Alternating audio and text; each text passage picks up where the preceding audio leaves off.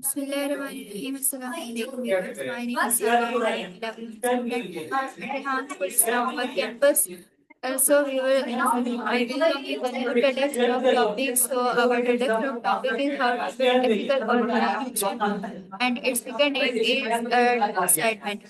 So, let's start it. How to build ethical organizations. Segment explains that a company's success is not just measured by profit but by its ethical foundation. He emphasizes that culture, values, and integrity are central to building organizations that thrive in the long term.